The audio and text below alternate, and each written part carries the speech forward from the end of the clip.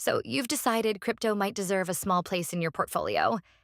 But now you're sitting with a question: Bitcoin or Ethereum? And the more you read, the more confusing it gets. One camp says Bitcoin is the only one that matters. Another says Ethereum is where the real future is. Some say both. Some say neither. But Bitcoin and Ethereum are not the same thing. They were never trying to be.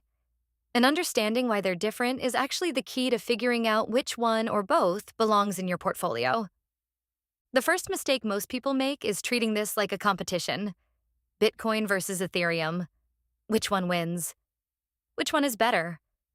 But that's like asking whether gold is better than real estate. They're different assets. They behave differently. They serve different purposes. And the right answer depends entirely on what you're trying to do with your money. So before we talk about which one belongs in your portfolio, we need to understand what each one actually is and why it exists. Bitcoin was built to solve one specific problem: the problem of trust in money. Think about what gives any currency its value. Historically, it was gold, something scarce, physical, hard to fake. Then we moved to fiat currency, money backed not by a physical asset, but by trust in governments and central banks. And that system works, mostly. But it also means the people in charge can print more of it, inflate it, devalue it, and ordinary people don't get a vote. Bitcoin was designed as an alternative to that. A currency with a fixed supply, only 21 million coins will ever exist. Ever. Governed by code, not by any central authority. Nobody can print more. Nobody can freeze your account. Nobody can change the rules. That's the proposition, not get rich quick. Scarcity, predictability, resistance to manipulation, which is why the most useful way to think about Bitcoin is digital gold. Not a perfect analogy, but close enough. Gold has value because people agree it does, because it's scarce, and because it has held that value across centuries and civilizations. Bitcoin is making the same bet, just in a digital world where trust in institutions is quietly eroding. If you believe that scarcity holds value over time, and you've probably seen that play out in your stock portfolio, Bitcoin is the simpler, cleaner argument of the two. Ethereum is harder to explain, but worth the effort. Bitcoin asks the question: what if we had money that nobody controls? Ethereum asks a bigger question: what if we had an entire financial system that nobody controls? Right now, when you sign a contract, buy a house, take out a loan, or make an international transfer, there are middlemen involved: banks, lawyers, brokers, governments. They verify things, they process things, they charge fees, and they have the power to approve or deny.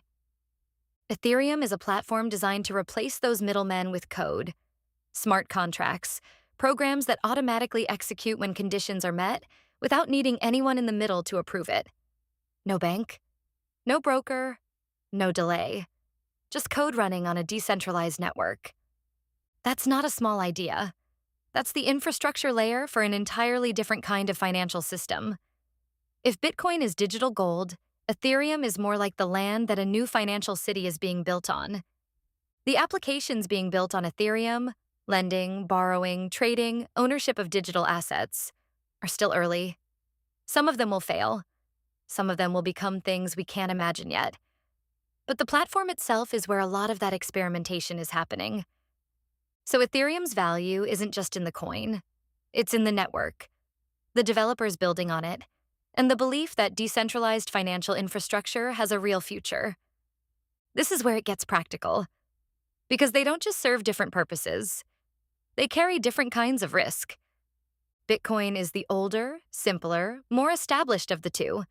It has a decade-plus track record. It's the one institutional investors, ETFs, and governments have started to acknowledge. It's still volatile by any traditional standard, but within the crypto world, it's the closest thing to a blue chip. Ethereum is more dynamic. And that dynamism is both the opportunity and the risk. The network has changed significantly over the years. It will probably keep evolving. That's exciting if Ethereum keeps improving and adoption grows. But it also means you're holding something that's still being built, with more moving parts, more competition from other platforms, and more uncertainty about where it lands. Bitcoin's uncertainty is mostly about price and adoption. Ethereum's uncertainty includes all of that, plus the question of whether its technology wins out in a space that's still being competed for. Neither is safe in the traditional sense, but they're not uncertain in the same way. There isn't a universal right choice, but there is a right choice for your investor personality. If you're the kind of investor who values simplicity, who wants the clearest possible thesis, the fewest moving parts, and something that behaves most like an established store of value, Bitcoin is the more natural fit. You're not trying to pick the winning platform. You're making a smaller, cleaner bet that digital scarcity holds value over time the way physical scarcity always has. If you're the kind of investor who gets excited by infrastructure, who thinks in terms of platforms, ecosystems, and what gets built on top of foundational technology, Ethereum might resonate more. You're not just buying a coin. You're buying exposure to the idea that financial infrastructure is being rebuilt from scratch, and this is one of the leading platforms doing it. And if you're the kind of investor who doesn't want to choose, a small allocation to both isn't unreasonable. Bitcoin as the conservative anchor of your crypto exposure. Ethereum as the slightly higher risk, higher upside complement. Together, they cover two very different bets on what the future of money looks like. What matters most isn't which one you pick.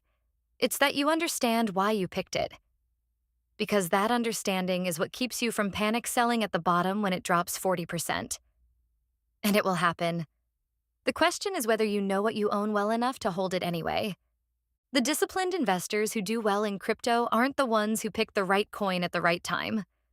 They're the ones who understood what they owned and stayed calm when everyone else didn't. Bitcoin and Ethereum aren't the same bet. They never were. One is a bet on scarcity. The other is a bet on infrastructure. And now that you understand the difference, you have something most people in this space never bother to develop. A reason. Not a trend. Not a tip. A reason. So, when you think about how your money should work for you over the next decade, are you drawn to the simplicity of holding something scarce? Or the possibility of owning a piece of the infrastructure that a new financial system is being built on?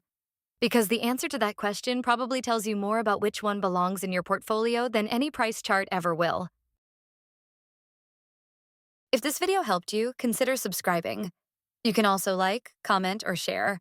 See you in the next video.